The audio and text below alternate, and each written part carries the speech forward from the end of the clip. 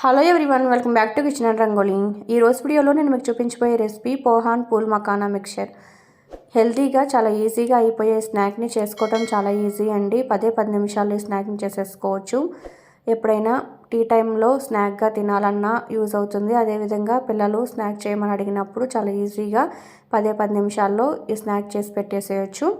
అంతేకాకుండా ఇది ఒకసారి చేసి పెట్టుకున్నారంటే 2 వారాల పాటు ఫ్రెష్గా ఉంటాయి. ఎయిట్ కంటైనర్లో స్టోర్ చేసుకున్నారంటే 2 వీక్స్ పాటు ఫ్రెష్గా తినేసేయచ్చు. దీన్ని ఇప్పుడు ఎలా చేసుకోవాలో చూద్దాం. దానికోసం ముందుగా స్టవ్ వెలిగించి ఒక ప్యాన్ పెట్టుకున్న దాంట్లో 1 టీ స్పూన్ వరకు నెయ్యి వేసుకుని, నెయ్యి కరిగిన తర్వాత దీంట్లో 1.5 కప్ వరకు పూల్ మకానా వేసుకోండి. పూల్ మకానా నెయ్యితో రోస్ట్ చేసుకుంటేనే టేస్ట్ అనేది చాలా బాగుంటుంది.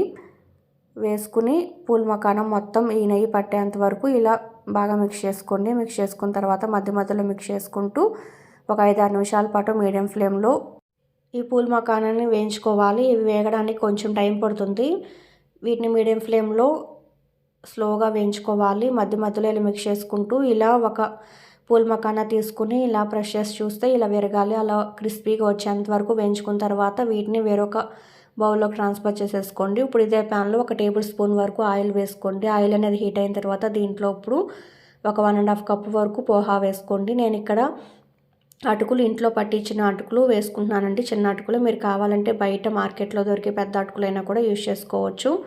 వేసుకుని మొత్తం కలిసేలాగా ఒకసారి ఇలా మిక్స్ చేసుకున్న తర్వాత ఇవి మీడియం ఫ్లేమ్లో ఒక 5-6 నిమిషాల పాటు వేయించుకోవాలి. ఈ అటుకులు క్రిస్పీగా వచ్చేంత వరకు ఫ్రై చేసుకోవాలండి. ఇవి లో టు మీడియం ఫ్లేమ్లోనే వేయించుకోవాలి నిదానంగా. మరి హై ఫ్లేమ్లో పెట్టేశారంటే కనుక మాడిపోతాయి. అలా కాకుండా నిదానంగా మధ్యలో ఇలా కలుపుకుంటూ ఇవి బాగా క్రిస్పీగా అయ్యేంత వరకు ఫ్రై చేసుకోవాలి. కొంచెం తీసుకొని చూస్తే ఇలా విరగాలి. అదేవిధంగా కొంచెం నోట్లో వేసుకొని చూస్తే కరకరమనాలి.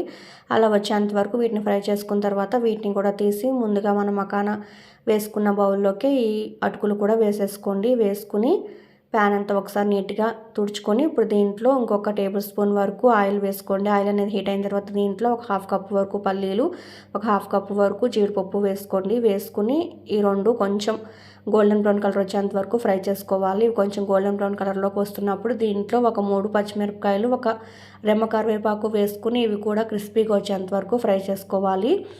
ఇవన్నీ ఇలా క్రిస్పీగా ఫ్రై అయిన తర్వాత దీంట్లో ఇప్పుడు ఒక 1/4 కప్ వరకు వేయించిన శనగపప్పు వేసుకోవాలి. పుట్నాల పప్పు అంటారు కదా, వాటిని వేసుకోండి. వేసుకుని ఈ పుట్నాల పప్పు వేసిన తర్వాత ఎక్కువసేపు వేయించిన అవసరం లేదండి. ఇవి త్వరగానే వేగిపోతాయి. అందువల్ల 1 నిమిషం పాటు వీటిని మీడియం ఫ్లేమ్లో ఇలా వేయించేసుకుని ఇప్పుడు దీంట్లోనే రుచి సరిపడినంత ఉప్పు వేసుకోవాలి. ఉప్పు అనేది ఇప్పుడే వేసేస్తే కలుస్తుంది.